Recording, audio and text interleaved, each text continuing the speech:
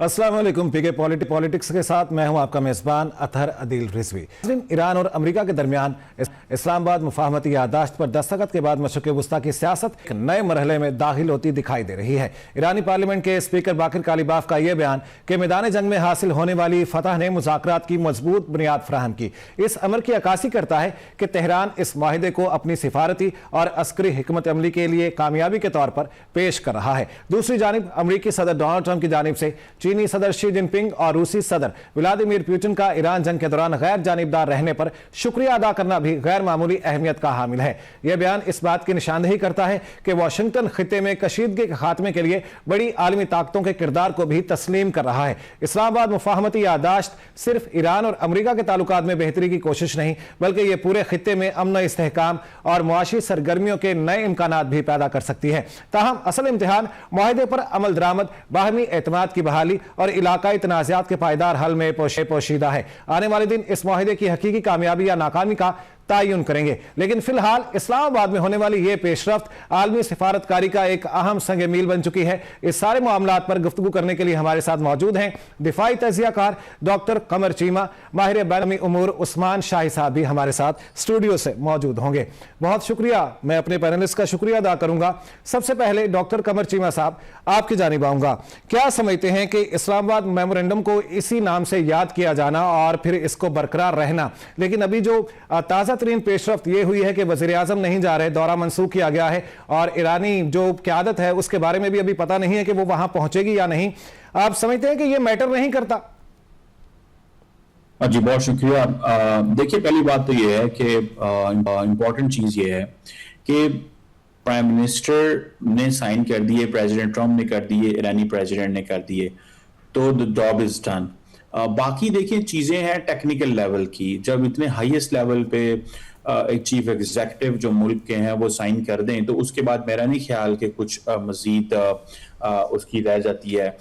बाकी देखें, जैसे टेक्निकल लेवल पे बात होनी है कि फॉर एग्जांपल मैरीटाइम जो ट्रैफिक है उसके हवाले से बात होनी है, या इंटरनेशनल लॉ के क्वेश्चन है, या इंटरनेशनल एटॉमिक एनर्जी एजेंसी के क्वेश्चन है, या इंटरनेशनल बैंकिंग के क्वेश्चन है, या क्वेश्चन आ जाते हैं कि इस डील को इम्प्लीमेंट कैसे करना है, इसमें यूएन सिक्योरिटी काउंसिल का रोल क्या होगा, इसकी जब डील साइन हो जाती है प्रॉपर तो सिक्योरिटी काउंसिल में कैसे लेके जाना है। तो उन चीजों के लिए तो सारी बात है काम चलता रहेगा, लेकिन क्योंकि आई थिंक प्रेसिडेंट ट्रम्प इसको खुद साइन करना चाहते थे and he did it at the palace of Versailles in Paris, जब वो फ्रांस के सदर एमैनुअल मैक्रोन के साथ डिनर कर रहे थे, और आपने देखा कि वो बहुत इंपॉर्टेंट जगह थी और मेरा ख्याल है कि वो समझते थे कि वो वहाँ पे उसको साइन करें। और सो अदरवाइज मेरा ख्याल है जेडी वैंस शायद वहाँ ट्रैवल करते। अभी भी मेरा ख्याल है कल तक बहुत सारी चीज़ें, अभी भी 19 तारीख है, शायद बहुत सारी चीज़ें हों, प्राइम मिनिस्टर ना जाएं, कोई और लीडरशिप वहाँ पे जाए। अभी भी as we are talking JD Vance जो है वो अमेरिकन मीडिया से बात कर रहे हैं और एक्सप्लेन कर रहे हैं बहुत सारी चीजें। सो मुझे लगता है कि अगर चीफ एग्जीक्यूटिव साइन कर दे तो फिर नीचे लेवल पे चीजें खुद ही हो रही सही, अब नीचे वाले लेवल पे वो खुद ही हो जाएंगे। और वैसे भी मुआहिदा तो अब हो चुका है, अब जो फ्रेमवर्क है उसको तय किया जाना है और इसके सिलसिले में जो 60 दिन दिए गए हैं उसमें टेक्निकल लेवल की बातचीत होगी। उस्मान शाही साहब, आप क्या समझते हैं कि जो बाकिर कालिबाफ हैं ईरानी पार्लियामेंट के स्पीकर, उनका यह बयान सामने आना कि मैदान जंग में फतह ने मुज़ाकरात की मजबूत बुनियाद फराहम की है, आप समझते हैं ईरान ने टेबल पे वो हासिल किया है शायद वो जंग से ना हासिल कर सकता? जी डेफिनेटली, इसमें कोई शक वाली बात नहीं है। और ईरान वॉर से मुतल्लिक जो परसेप्शन थी, जो एक इम्प्रेशन यही था कि ईरान जंग हारा नहीं है और अमेरिका जंग जीता नहीं है। और अभी अगर हम देखें मुज़ाकरात के हवाले से, तो जो कामयाबी ईरान ने समेटी जो वो क्लेम करते हैं उसकी रिफ्लेक्शन तो नज़र आती है इस डॉक्यूमेंट के अंदर है। 13-1 वाला मामला है, सिर्फ अबनाए हुर्मुज़ खुली है और उन्होंने कोई बड़ा समझौता नहीं किया, कोई मरात इस तरह से नहीं दी और एक बड़ा रिलीफ पैकेज उन्होंने कर लिया। नेवल ब्लॉकेड जो है उनका खुल चुका हुआ है, सैंक्शंस की वेवर उन्होंने ले ली हुई है अपने ऑयल से मुतल्लिक और जितनी पेट्रोकेमिकल उनकी आप कह लें कि प्रोडक्ट्स हैं उसके हवाले से। और मार्केट के अंदर इस वक्त वो अपना जो ड्यू शेयर है वो क्लेम करने की बात कर रहे हैं, और साथ ही रेपरेशंस के हवाले से $300 बिलियन का रिकंस्ट्रक्शन का फंड है, जिस पर डोनाल्ड ट्रंप ने कहा कि अमेरिका बेशक नहीं देगा लेकिन बाकी जो तमाम गल्फ कंट्रीज़ हैं वो देंगे, और अभी उनकी तरफ से कोई डिनाई नहीं आया। नो डाउट ये बहुत बड़ी अमाउंट है, मेरा नहीं ख्याल ये इस हद तक चीज़ें आगे जाके मटेरियलाइज हो पाएंगी। इसका आधा भी मिल जाए तो बहुत है। फिर एसेट जो उनके फ्रीज हैं उसको बहाल करने की बात हुई हुई है, उसका बड़ा चंक उनको उस तरीके से मिलेगा। तो मेरे ख्याल में वो तो विन विन सिचुएशन है। खुद डोनाल्ड ट्रंप को ये जो वर्साई, उन्होंने यहाँ पे नाजरीन को ये भी बता दूँ, treaty of Versailles first world war के बाद यहीं पे हुआ था, और आज डोनाल्ड ट्रंप को कल बल्कि देखते हुए जब वो साइन करके गुफ्तगू कर रहे थे तो वो याद आ रही थी कि जो उस जमाने के अंदर जर्मन्स के साथ हुआ था, जिस तरह से उन्होंने कंसीड किया था या उन्हें ह्यूमिलिएट किया गया था ट्रीटी ऑफ वर्साई के अंदर, जबकि उनका कसूर तो उस तरह से नहीं था, लेकिन यूरोप जिस तरीके से उन्हें कैस्टिगेट कर रहा था। तो आज डोनाल्ड ट्रंप जो है खुद जस्टिफाई कर रहे हैं। देखें, हु वुड हैव थॉट कि डोनाल्ड ट्रंप सहाफ़ियों को कहेंगे कि अगर सऊदी अरेबिया के पास कुछ मिसाइल हैं तो ईरान के पास भी तो कुछ हो सकते हैं, मैं उन्हें कैसे रोक सकता हूं। ये वो डोनाल्ड ट्रंप है जो कहते थे कंप्लीट सरेंडर। तो क्या ये डोनाल्ड ट्रंप जिस डॉक्यूमेंट पे साइन कर रहे थे, क्या ये कंप्लीट सरेंडर नहीं है? Don't take my words. Republican party के अंदर वो लोग क्या कह रहे हैं, वहां पे सेनेट अपर हाउस में बैठे लोग कह रहे हैं कि रोनाल्ड रेगन जो है वो तिलमिला रहे होंगे आज कब्र के अंदर कि इसने क्या किया। और डोनाल्ड ट्रंप का तो पॉइंट ये था जेसीपीओ को लेके, क्योंकि ओबामा फोबिया है कि वहां के ऊपर $1.7 बिलियन कैश भर के वहां पे इन्होंने जेट में भेजे। तो फिर आप क्या कर रहे हैं अगर उस तरीके से देखा जाए तो ईरान जो कामयाबी उसने समेटी थी जंग के अंदर, वो उस आप समझ लें कि बड़ा स्ट्रेटेजिकली मनूवर करके लेके आ गया है, इस डॉक्यूमेंट के अंदर है। और एक और आपको खबर बताऊं, ड्रॉप साइट जो अमेरिका की ऑनलाइन एक अपना इन्वेस्टिगेटिव पोर्टल है, उसके चलाने वाले जो उसके को फाउंडर हैं जेरमी स्कैहल, जो कि दुनिया के अंदर अवार्ड विनिंग जर्नलिस्ट हैं, उनकी स्टोरी है कल की कि ईरानियों ने 2 साइकेट्रिस्ट जो थे वो अपनी टीम के साथ उनको एम्बेड किया हुआ था कि डोनाल्ड ट्रंप जिनकी नफसियाती तौर पे आपको पता है उनको मेंटल डिक्लाइन केस कहते हैं, उनकी सेहत से मुतल्लिक बड़े खदशात जाहिर किए जाते हैं, नी जर्क रिएक्शन देते हैं और फिर बड़े गैर मुतवक्के सूरत हाल का सामना करना पड़ता है, जिस तरह से वो ट्वीट आगे पीछे करते हैं आपने। तो उन्होंने कहा कि उनकी बदौलत जो है हमने डोनाल्ड ट्रंप को तरीके से शीशे में उतार लिया। और इस स्टोरी को जो है ऑफ कोर्स हम तो बाई करते हैं, क्योंकि अभी वाशिंगटन पोस्ट ने कहा 22 डॉक्टर्स की टीम ने अभी रिसेंटली डोनाल्ड ट्रंप को विजिट किया। ये अमेरिकन हिस्ट्री के अंदर इतने डॉक्टरों की टीम ने एक दिन के अंदर विजिट नहीं किया।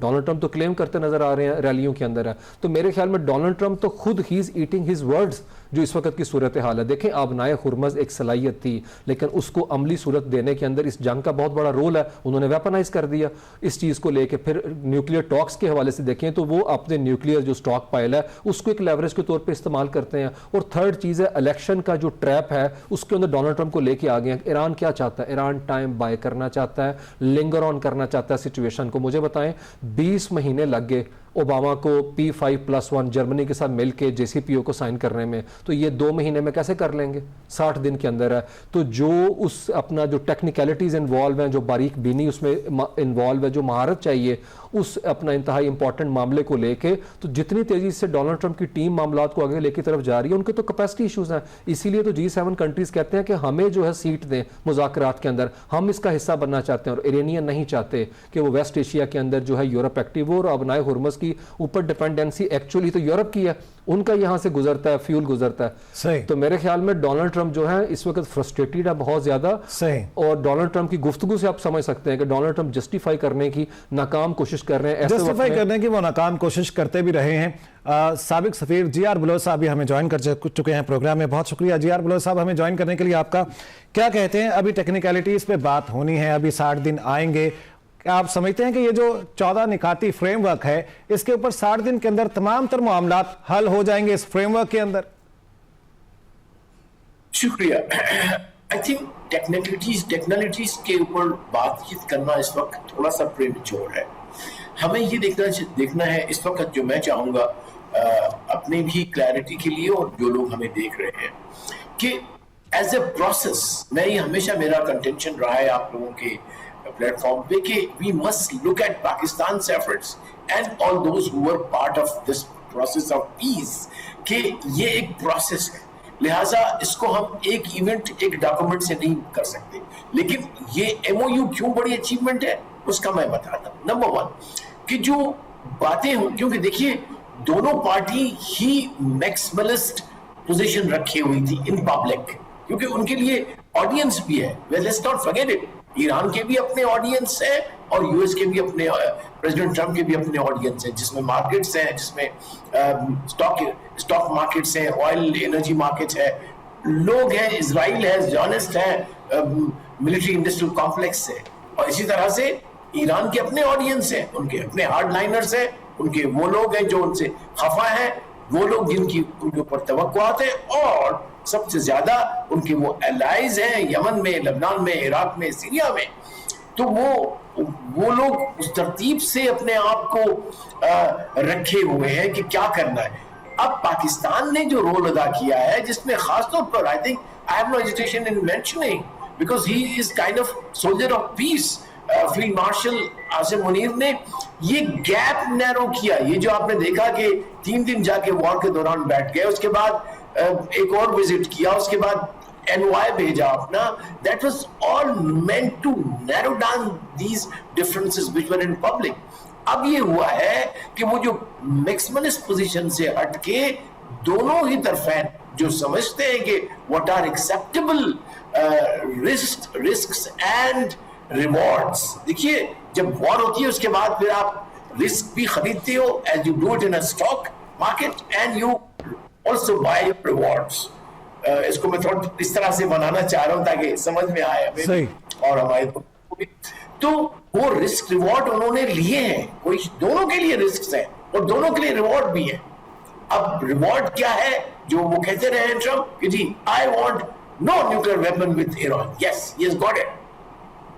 ईरान क्या चाहता है, हमारी फ्रीज हुए पैसे वापस करो, सैंक्शन खत्म करो, स्टेट ऑफ हॉर्मोज पे काइंड ऑफ हमारी जो है वो एक्सेप्ट करो, मिसाइल नो टॉक। और जो स्टेटमेंट आज आपने खुद देखी होगी गार्डियन में, इन्होंने जब प्रेस में जब बैठे हुए थे वहां G7 में, उन्होंने कहा कि when I allow one country to have missile in the same region, how can I deny the other country not to have missile? नाम भी लिया उसने उस कंट्री का। And if I do not allow them at all any enrichment which they want to use for medical, तो ये जो दो तो बड़े अहम नुक्ते जिनके ऊपर वो इन अ वे हमारी जो मीडिएशन का, मैं इसको कहता हूं कि this is the real test of a mediator कि वो किस तरह से नैरो डाउन करता है। तो it's not about no playing somebody's trumpet, but I am looking at it as a technical person, as a student of what diplomacy involves. तो मैं समझता हूं कि बहुत बड़ी अचीवमेंट है पाकिस्तान के लिए, ऑनर है। सेरेमनीज को छोड़ दें, होती है नहीं होती, इलेक्ट्रॉनिकली साइन होता है। द फैक्ट कि दो states that is Iran and US have agreed in public glare in front of the entire world कि जी ये 14 नुकात हैं जिन पे हमारा एग्रीमेंट है। Obviously there is no absolute winner, there is no absolute loser in this.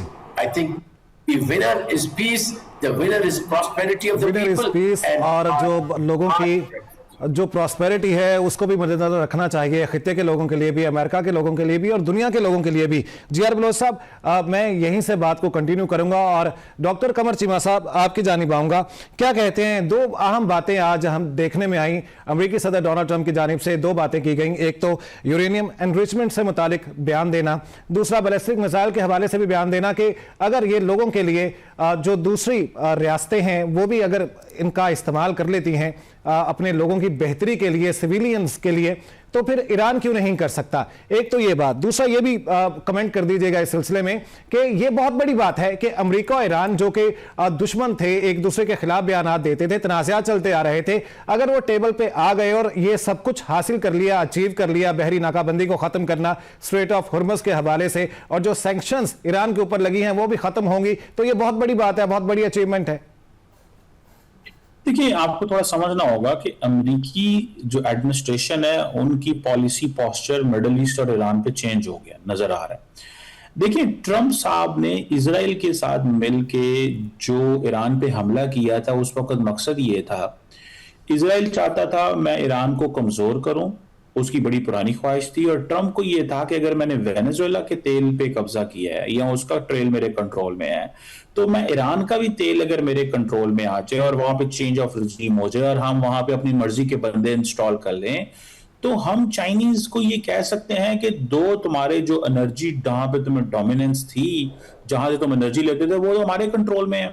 अब तुम्हें हमसे बात करने की जरूरत है तेल लेने के लिए। एक बात, वो प्लान हो गया नाकाम।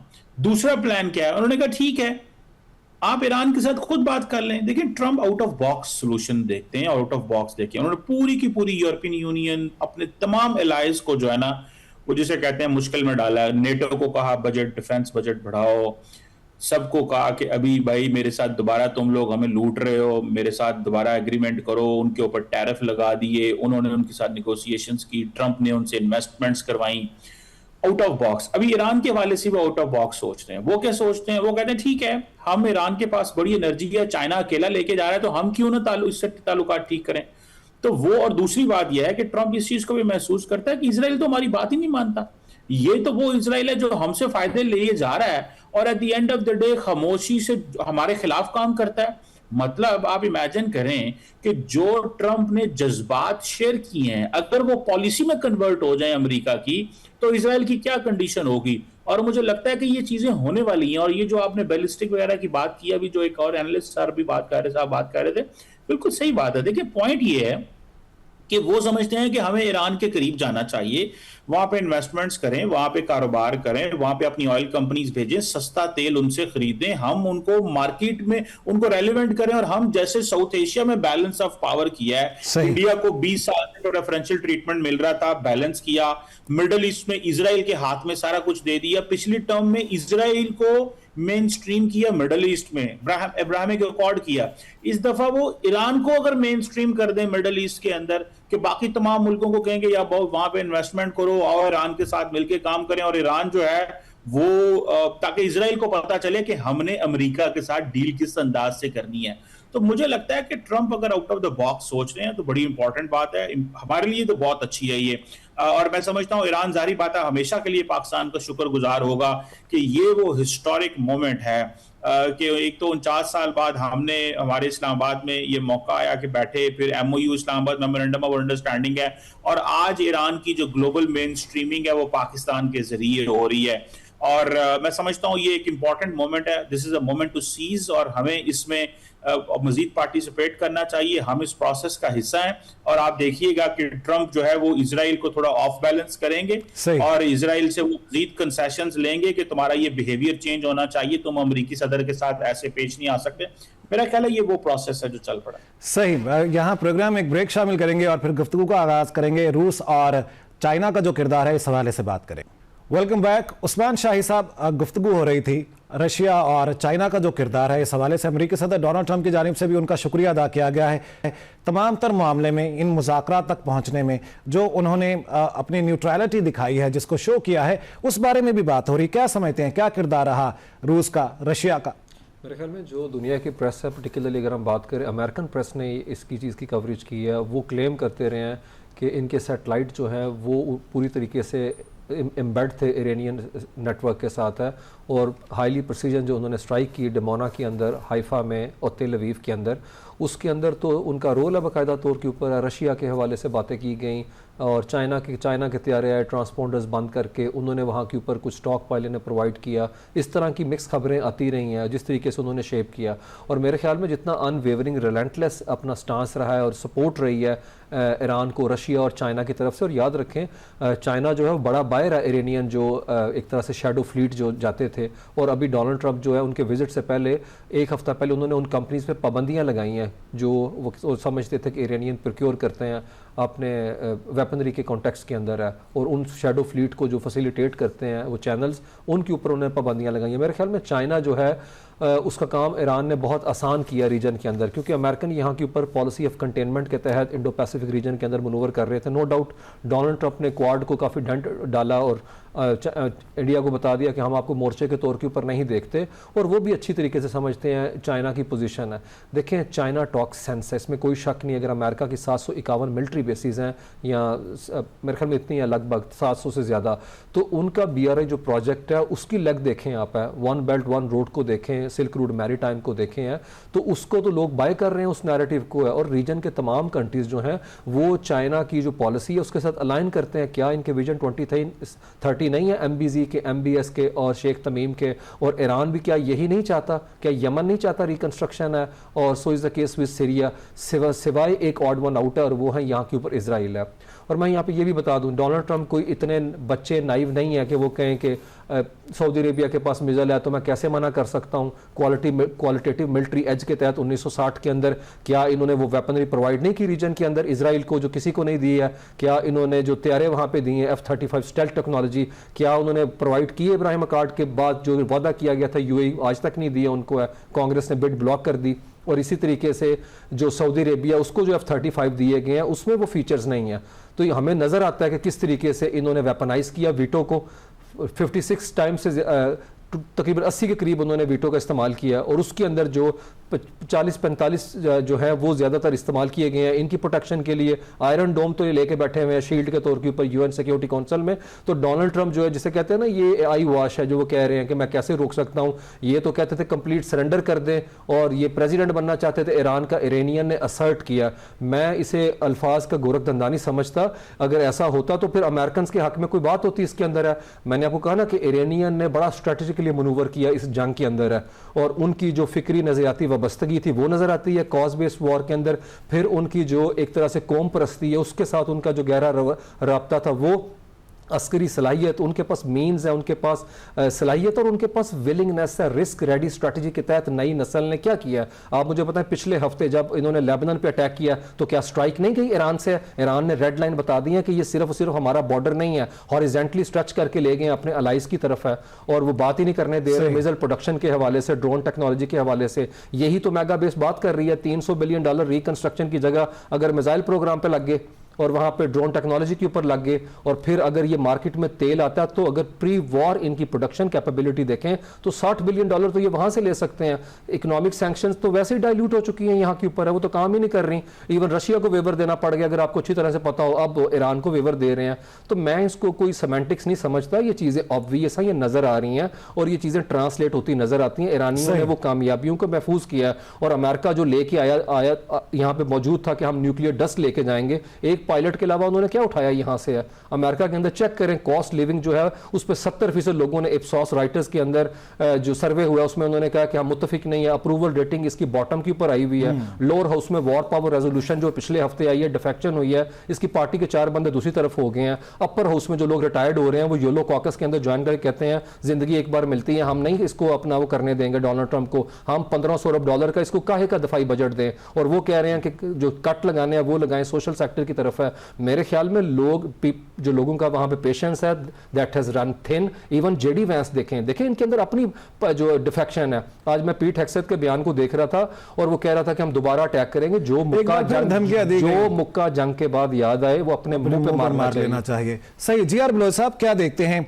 रशिया और चाइना का किरदार, पाकिस्तान का किरदार, फिर ईरान के साथ जो बातचीत हुई है और इस माहदे तक अमेरिका के साथ पहुंचाया गया है, और जो मिडिल ईस्ट का किरदार है, आप देखते हैं कि फ्यूचर में इसको रीशेप किया जा सकता है, एक नया ब्लॉक बन सकता है, खित्ते की तरक्की मजीद बेहतर बनाई जा सकती है?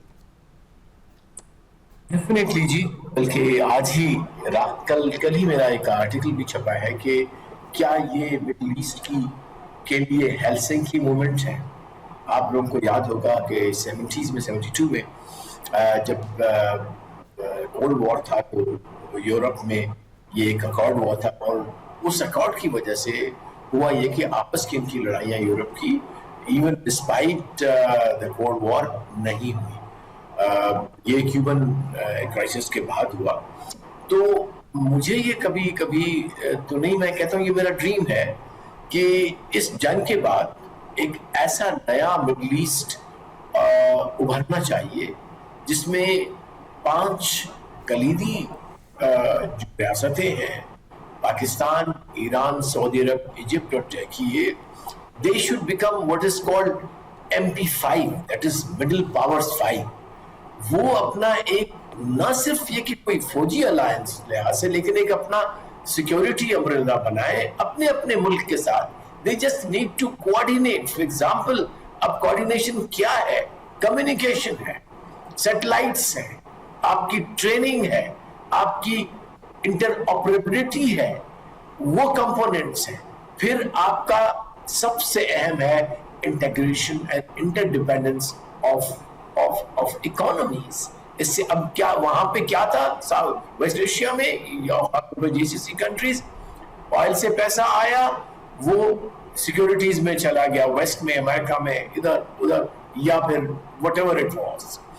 तो मेरे ख्याल है अब ये थिंकिंग आ रही है। बल्कि आज ही मैं सुन रहा था एक बड़े सीनियर जो है वो कतर के ऑफिशियल को कि we'll have to start working on those lines जो कि यूरोप ने किया है, जो कि अपनी इंटरडिपेंडेंसीज डेवलप की so that they don't fight, और the cost of war has to be increased. और ये कॉन्सेप्ट कॉस्ट ऑफ वॉर को बढ़ाने का ईरान ने डिस्प्ले किया है इस वॉर के अंदर, that how you dissuade a bigger, much bigger, many times more, two enemies out of war। वो कैसे कि आप उनकी कॉस्ट ऑफ वॉर इतनी बढ़ा दो in economic terms, in prestige and in long term strategic objective कि वो डिजिस्ट करें। तो अब ये करना पड़ेगा West Asia, that is Middle East, और मैं पाकिस्तान को अब वेस्ट एशिया का ही हिस्सा स्ट्रेटेजिकली समझता हूँ। ज्योग्राफी चाहे हमारी साउथ एशिया में हो, लेकिन आइडियोलॉजिकली हमेशा से पाकिस्तानी और Pakistani thinkers and we in fact even common people always think कि हम उसका हिस्सा है अरब मेनलैंड का, और बहुत सारे हमारे लोग, हम लोग सब ही क्लेम करते हैं कोई descendants most came in from there. So I think a new Middle East has to be thought about. A Middle East has to be visualized. ये बहुत बड़ी बात है अगर एक नया खिता तश्कील पाता है, एक नया मिडल ईस्ट। डॉक्टर कमर चीमा साहब, क्या एक नया मिडल ईस्ट, इसका हमें मौका मिल चुका है?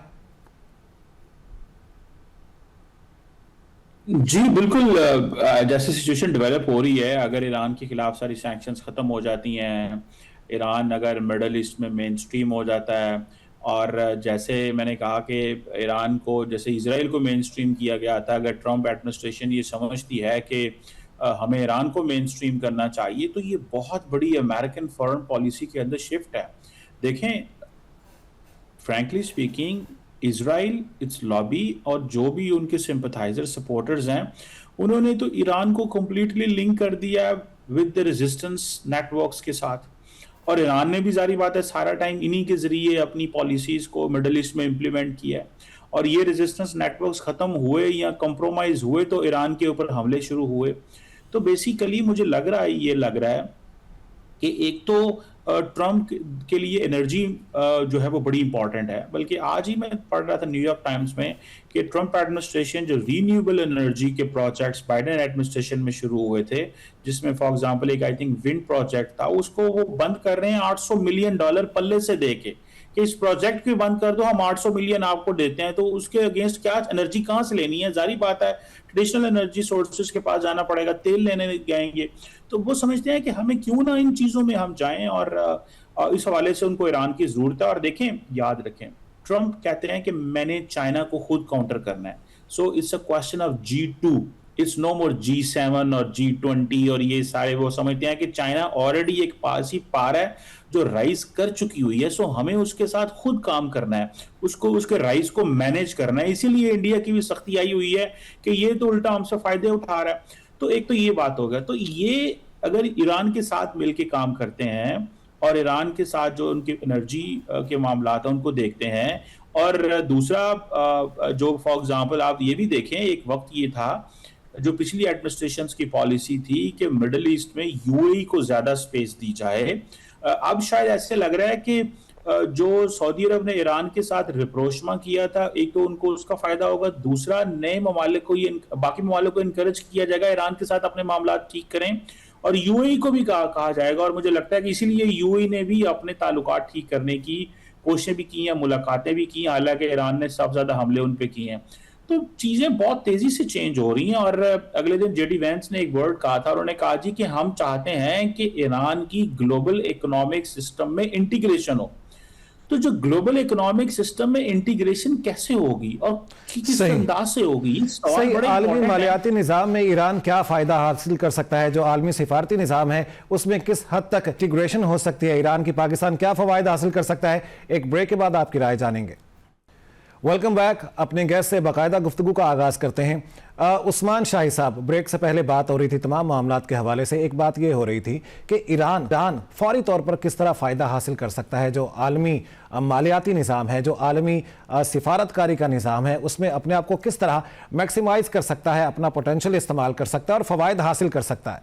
जिसमें कोई शक वाली बात नहीं कि ईरान जो है वो अपनी आलमी तन्हाई सफारती तौर पे और माशी तौर पे जिस तरीके से पिछले 50 साल के अंदर उसने देखी है, और उसके बाद अभी जनवरी के महीने में जो प्रोटेस्ट हुए आपने देखा जिस लेवल के ऊपर है, तो मेरे ख्याल में एक इंट्रोस्पेक्शन है, एक मोमेंट ऑफ ट्रूथ उनके एंड के ऊपर भी है कि ये चीज़ें इस तरीके से लिंगर ऑन नहीं कर सकते। और वेस्ट जिस तरीके से वेपनाइज कर रहा है सैंक्शंस को, तो मेरे ख्याल में वेस्ट के एंड के ऊपर भी आ गई हुई है कि हम ईरान जो कि स्ट्रेटजिक वाटरवे के ऊपर बैठा हुआ है उसको उस तरीके से नहीं देख सकते। आपने देखा होगा स्पेन कह रहा है वो अपनी एम्बेसी वहाँ पे खोलेगा। फिर जो यूरोप है वो इजराइल को उस तरीके से पैसिफाई नहीं कर रहा था, और उन्होंने जो मिलिट्री अब कह लें कि चीज़ें अपना भेजनी थी यहाँ से, उन्होंने काफ़ी अपने अड्डे जो हैं वो बंद कर दिए थे कि हम सप्लाई लाइंस यहाँ से नहीं जाने देंगे ईरान के ख़िलाफ़, क्योंकि ईरान जो है डेफिनेटली है यहाँ से जो चीज़ जा रहा है, अपना पेट्रोल जा रहा है, जो फ्यूल जा रहा है यूरोप की तरफ है, जो यूरोप ने देखा अपना क्या कहते हैं एक तरह से अब कह लें कि जो सूरत हाल तेल के हवाले से थी, गैस का जो क्राइसिस रशिया की वॉर के बाद उन्होंने देखा है, तो मेरे ख्याल में उनके एंड के ऊपर भी ये चीज़ जो है सैनिटी प्रवेल कर रही है कि हमें ईरान के साथ ताल्लुकात को आगे की तरफ लेके जाना चाहिए। और इरानियन भी मुझे लगता है जो नई लीडरशिप है वो नो डाउट, इसमें कोई शक नहीं, अपना हॉकिश है वहाँ के ऊपर इस अपना सारे सिचुएशन के बाद है, लेकिन मुझे लगता है कि वो लेवरेज के तौर पर इस्तेमाल करेंगे न्यूक्लियर टॉक्स को और वो सिस्टम के अंदर इंटीग्रेट होना चाहेंगे। इवन चाइना देख लें, चाइना ने SCO का मेंबर बनाया। चाइना की 2021 में मुआहदा है 25 साल का, $400 बिलियन जो है वो उन्होंने इन्वेस्ट करना है और उसके बदले में उन्हें पेट्रोल चाहिए। तो अगर ईरान चाहता है कि उसका पेट्रोल इंटरनेशनल मार्केट में आए, ओपेक को वो ज्वाइन करें, तो मुझे लगता है उन्हें अपने रवैये के ऊपर जो है ज़रूर नसरसानी करनी होगी। और यही चीज़ तो मिडल ईस्ट चाहता है।